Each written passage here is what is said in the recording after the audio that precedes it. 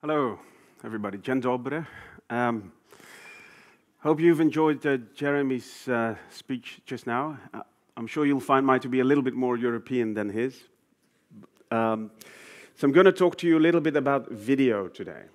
I'm working for a company called Vidyo, which is an American company. My name is David Vandenberg, and I'm from Amsterdam in Holland. And I have responsibility for the north of Europe, including Poland.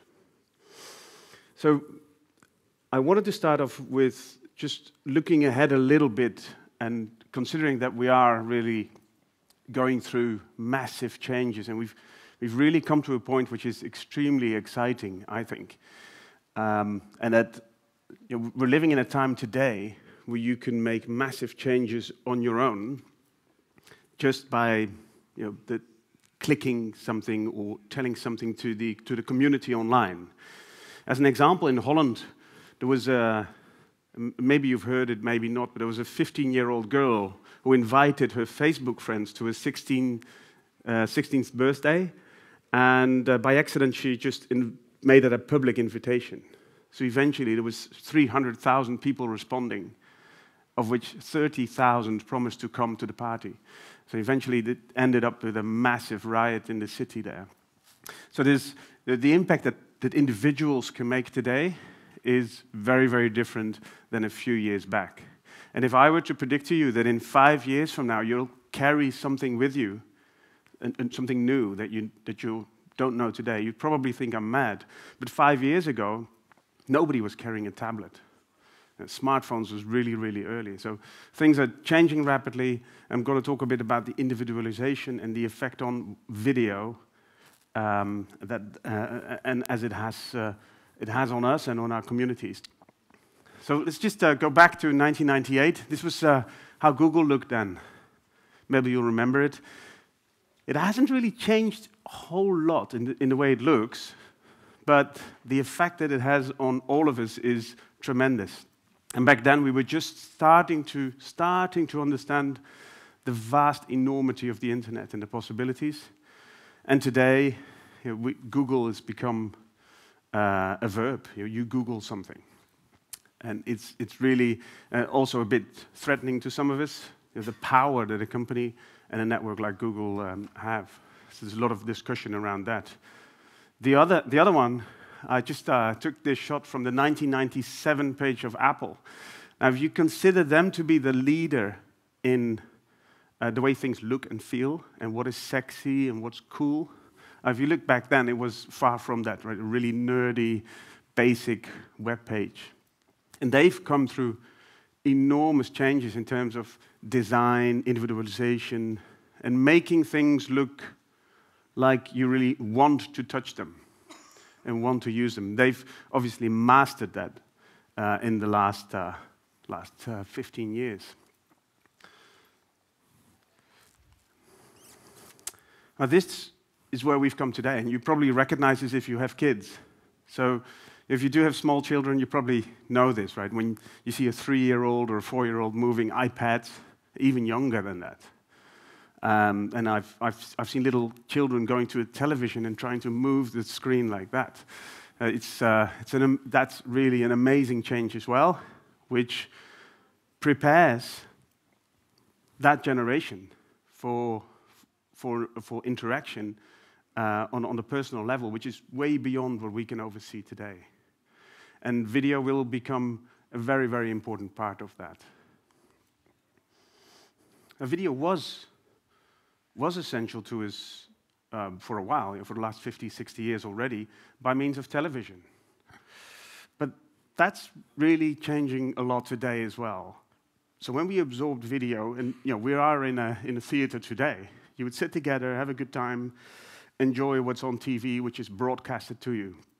Obviously, you know, and I know that today we can get stuff on demand, and that's all changed a lot. But you should consider the way the younger generations, but also the elderly, are taking media and considering video as a personal way of entertainment. Now look at this. This quite a different way of entertainment. This Gangnam Style video that you probably know. was distributed over 1 billion times. Not by people enjoying that entertainment as a group per se, sitting behind the screen together, drinking coffee and cookies, but just by themselves. This is something you experience on your own. You're sitting behind a device, and that's a major change. And that's something, if you understand that as a business and as individuals, that the focus is far more, whether we like it or not, but the focus is far more on me being alone and then sharing that content and sharing that information. Massive things happen. Like massive things happen to Psy from Korea, who become obviously a world star. So just wanted to make a side step. Did anybody? I mean, some of you will have seen this picture. Just raise hands of anybody that know what this picture means. 1, 2, 3, a few. Okay. So the people who know this picture have been probably on the internet too much. This is from 2008, something that was distributed widely amongst people who were very active on the internet. It's actually quite a nice sidestep around individualization. So who of you see the girl turning clockwise to the right?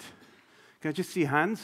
So one, so it's around half, and the other way around, left. This is slightly less. That should be correct. And then there's a few that either don't want to raise their hands or they see the girl flipping all the time. So back then, the idea was that you could tell if your right brain was more active, the right side of your brain, or the left side of your brain. So if you see the girl turn to the right, the idea was the side of your brain that's more active is the right side, which would be the creative side, if you like. And if you see it turning the other way around, counterclockwise, you would be considered somebody who's more factual and perhaps more scientific, if you like.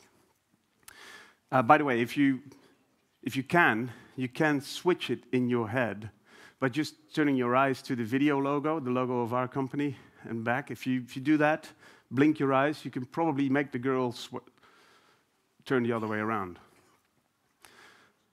Now, there was a lot of debate around, by the way, if that's actually determining the activity in your brain in terms of left or right, or if it's just something to do with the ability to see depth. So I just wanted to add that. I would rather use my hands too. You want to use your hands to turn the girl around, yeah. All right. So, and then in terms of individualization and massive, this game just came out. And again, just like what I showed from the Gangnam Style video, this new game, which maybe none of you have played, I don't know, some of you, maybe a few have, it's called Grand Theft Auto 5. It just came out. The creation of a game like this costs over $250 million, which is more than James Bond Skyfall. And James Bond Skyfall took a year to make $1 billion in return. This took 3 days for the creators to get $1 billion return. The element of video in a game like that is huge. And the guys and the girls who are playing this, which is millions worldwide, are focused on the individual experience in online gaming, which you will see is going to be close to the way they work and operate in daily life. It's not, we're not in 1997 anymore.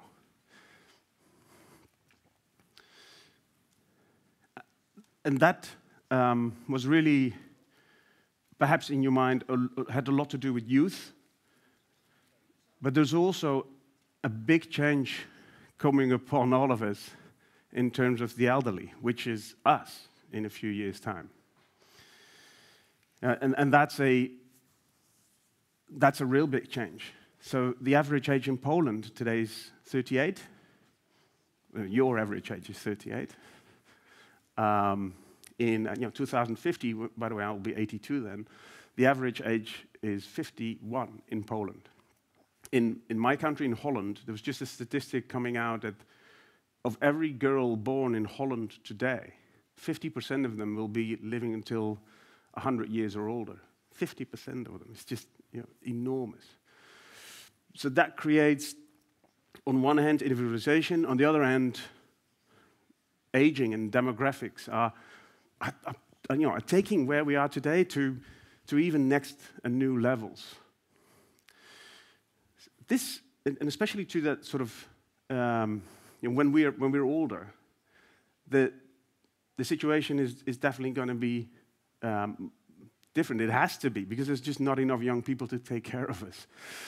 So what we're doing today, and this is reality today, is there's systems in place to take care of us and to monitor us and to help us if we need help. And video is going to be a very, very important component to that. So today, systems and ecosystems are being deployed and invented to make sure that somebody is looking after us, is checking our cholesterol, is checking our blood pressure, is checking if we've fallen over. So there's a lot to that effect, but there's more to it than only healthcare. There's also the sort of the social effect. So if I'm in my 70s, I probably don't want to go out. So there's other ways that I need to communicate with others. And then again, you'll see also that the people that will be 50 in 2050 are kids now. They'll be raised in a culture of individualization, tools. So there is absolutely, it seems at least at the moment, that there's no way back from that. They'll be driven individually, and video, talking to somebody remotely or something remotely, is going to be an essential aspect of that by then. And we're ready now, and we can do amazing things at the moment. And that's really a massive change. So one of the things that this is a picture of a drone. So speaking of video, this is one of the most popular toys for boys, if you like, in not only in army. You've heard a lot about drones in the army. Drones that can actually cause harm. But there's a lot of drones in the air from fire brigades, police, others, that can take images from above. So you should consider a football stadium. The police or the fire brigades might want to have a drone in the air, and they can see what's going on. Those types of images, and this is the type of work that we do with video, is what we're able to distribute and to make available to others. And that brings me also to a number of things that we're doing today. We've created software that enables us to make that experience individual on one hand, but to broadcast and distribute it to massive amounts of people. And you will know that, I'm sure many of you in telecoms and high tech, you've seen video discussions over the last 15 years. I'm sure most of you have been in video conferences. So that was maybe, if you like, if we're really focusing on video as such, in a B2B environment, that was step one. So to be able to speak to an office between Warsaw and Japan, great. And we've come to a point over the last few years where you can do it on high definition, phenomenal. You sit there, say, hi, John, hi. Wonderful. We've come that way, and that was very useful. Now, we're starting to do really interesting things, because that was okay. So you're not able to talk within your company, you talk to others. And you see companies that are leading that way, doing a great job. But what Jeremy also briefly touched on Skype. So on the other hand, there is a movement using this sort of the effect of individualization and of high-tech equipment with people, is that people will use Skype very automatically to talk to each other friendly and informally and maybe formally at times. If you combine the two, so the widespread use of software and the ease of use and the B2B sort of applications, you could come to something where you can break out video from the boardroom and really bring it into the business itself. And that becomes a really interesting situation for all of us. Now you can start think about any interaction that you have with an institution, with a company that is remote, and forget about going there. You just see them on your device. And you should really try to think out of limits. But if you go on an interview for a job, or if you want to place an order with your bank, or if you want to do something at the city hall, those kind of interactions can easily now become virtual, if you like, or remote, and should be as easy as just touching a button and being in contact. Same as we've seen with call center technologies, which is not always as nice, because with call centers we'll have those experiences, right? When you're waiting a long time and the service is extremely poor. I do believe that in the next phase, where we're entering now, with video, that will be easier to repair. You're looking somebody in the eye. So the enablement of contact centers, healthcare, education, government, masses of people that can talk to each other on video. And that's where we are today. So this is something that our company has been working on over the last 7-8 years. And we've developed a technology which makes it possible to do that sort of massive adoption. 10,000 people at once, 100,000 of people in a community who can talk to each other on high-definition video in a secured fashion, or massive groups together. So that will mean that the future of training, social chats is definitely changing a lot, and that's why Google has selected us to do that work for them in Google at the moment. In Google Hangouts, which is used by 250 million people, is using our technology to do that sort of video component. But the opportunity that we have here in Poland today is that around, think about all the opportunities where people are remote, and whether it's a shop, whether it's a bank, whether it's education, it's extremely simple to get people connected and to use that sort of move to individualization to people working from their device, because that is, as I said, there is no way back, and people will use that going forward. And you will find people to be very receptive, and you, in your own business, would probably think, good work. There's occasions where video will not work, but more and more often, considering the views that we had early in the presentation, that there is no way back, and people will use video to communicate as a main way of doing that. So, again, our company has been extremely successful worldwide, with millions and millions of people using that technology. But still, we've only scratched the surface. So we did a great invention by the ability of distributing video in masses. And that's why some of the banks and some of the retailers around the world are using it to communicate to people. But you can change that software quite easily, because it's software. So we're saying, you've got the application. It's not like that. I'm working with supermarkets who are changing the software for their people who are not able to go to the store to do that remotely. And they actually use like iPads connected to the carts, and people can see what's going on in the store and make their selection. And try to open your mind to those opportunities. Try to think that where's remote, where's traffic an issue? Where do I not want to go?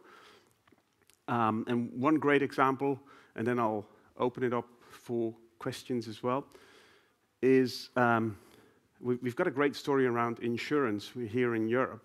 So an insurance company that says, hey, you've got a damage in your house. Normally, if you have a damage in your house or in your car or something and it's significant, somebody will come and check. You know that somebody will come over and say, well, the damage is not as big, or yes, it is as big as you told me, and we'll pay it. The problem is that's very expensive. So anytime that somebody has to come over to you, it's expensive for the company, it's expensive for the insurance, it's probably expensive for you, and it's very, very, very annoying because you've got to stay home. So an application that we created for them, we actually just modified our application a little bit with the logo and the style, enables an insurance company to call you on your iPhone or your iPad or your Android device and say, listen, you've got a damage, show me what the problem is.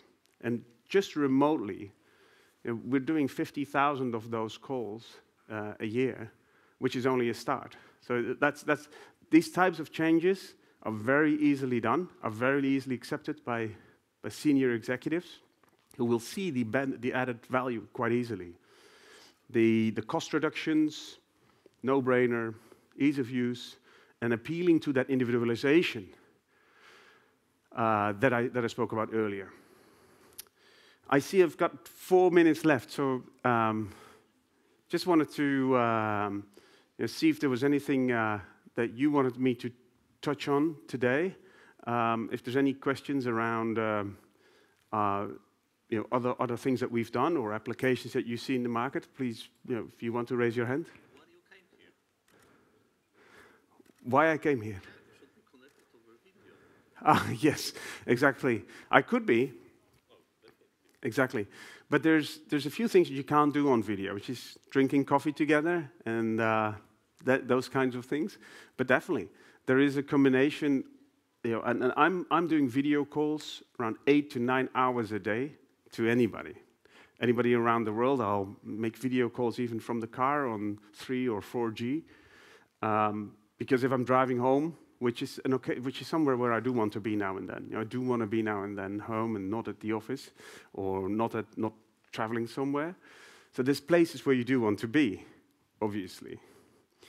And when you are where you want to be, you cannot be somewhere else. So I'm doing video calls from Warsaw, from my hotel room, from here to elsewhere. And you select where you do want to be. So yes, in business to business, it's a combination of going where you want to be. And you can, however, see some of our systems live here. So we have demonstrations here where you can see sort of a B2B use. But it's almost boring to consider sitting there watching a screen. You should really try to think of, you can make a huge change by thinking, this application, hang on. So if I'm ordering something on the web, if I want to call my bank, and Raiffeisen here as an example of that as well. If I want to speak to somebody remote, you can now change that by using video. And that is just a great opportunity in terms of business for all of us. And definitely I would encourage you to consider that.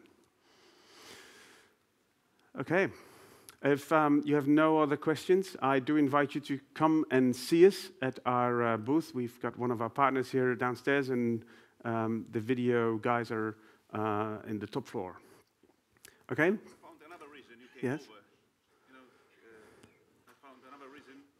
The reason is to show you the real video terminal, the only one existing so far. So, Thank you very much. so I think this is the reason you especially came over instead of making the video. It's to see your product. Yeah. Okay, well, there is a lot to see here, of course, yeah. And, while you're still here, you've probably seen a lot of, in our industry, if you like, there is a lot of stuff going on. Companies like Microsoft and Cisco and sort of leaders in the business are also making changes towards massive video adoption. Everyone in their own remit and in their own speciality. Yes, there is companies that are focusing more on these B2B applications, and you've got sort of Skype and others that are purely commercial. I think the key here is just in your own mind to try and figure out, well, listen, if we're talking to a university, a high school, a hospital, or even a small business, isn't there an application we can think about where we can really add value, like these insurance guys? Because that is worth, I think, a lot of money and a lot of credits if you can just consider what you can do. And it doesn't really matter in which industry you are. I think you'll find them, and if you don't find them, somebody else will. because it's definitely happening. All right, with that said, if there's no further questions from above or anywhere, okay, then I'll see you outside. Thank you very much.